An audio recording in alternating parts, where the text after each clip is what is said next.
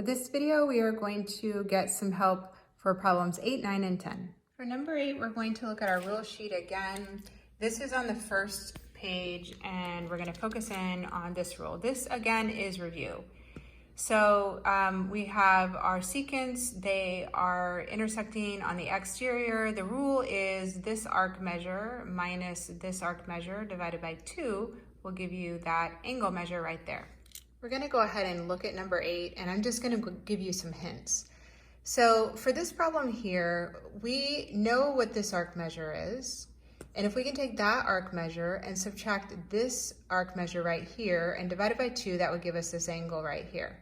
We don't know this arc measure here, and we actually don't know that angle measure, but we do know this angle measure right here. So they tell us that this angle EPF is 116 degrees. So we're going to take 180 and we're going to subtract 116, and that will give us that angle measure right there, which is 64. And now I'm going to show you the setup. Okay, so we looked at the diagram. Now I'm just going to show you the setup. So 148, that was that large arc. We're going to subtract, we don't know what it is, X. That was for arc DF. If you need to, you're going to want to reference your diagram here. And then we're going to divide that by 2 and set it equal to 64. And 64 is that little angle DPF that we just calculated. Okay? And then you want to solve for X here. So just a hint on that would be, I think it's going to be easiest to multiply both sides by 2. And then you're going to get a value for X. All right, so you just calculated X. And X is this little arc measure DF right here. So the question asks, what is this arc measure FG? So you calculated that, that's X. They told you what CD is. They told you what this is. So just take 360 and subtract those 3 degrees, and that'll give you that, F. We're gonna look at number 9 together.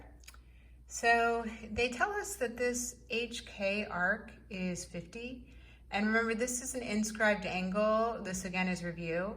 So this angle right here should be half of this arc. So if that's 50, then that means that this right here should be 25 degrees. They also tell us that GKL is 50 degrees. So that's that angle right there. And if GKL is 50, then we know this whole thing right here would be 180. So if we take 180 and we subtract the 50, then that makes this angle right here 130. All right, so now we're looking at this angle right here.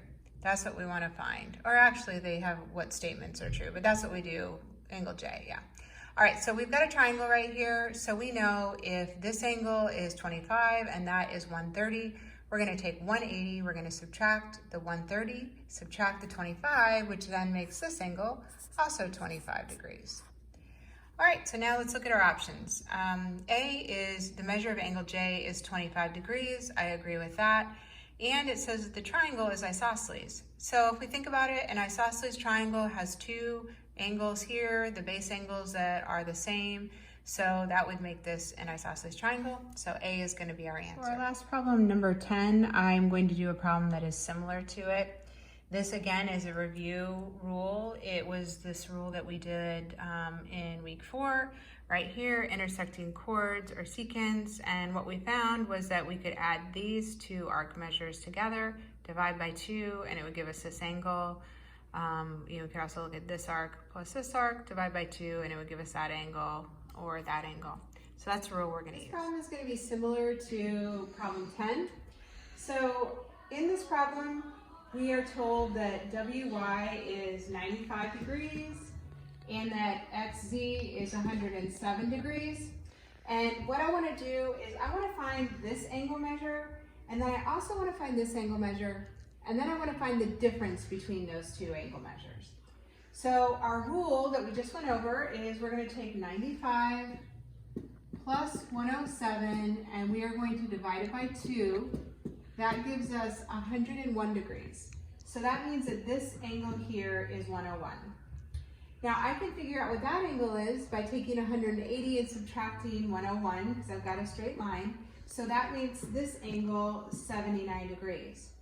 So if my question is, what's the difference between these 2 angles? then I'm going to take 101 and subtract the 79, and my answer here would be 22 degrees. So that's going to be it for our practice problems for this week. Keep up the great work. You all are doing an amazing job learning at home, and I'm super proud of you.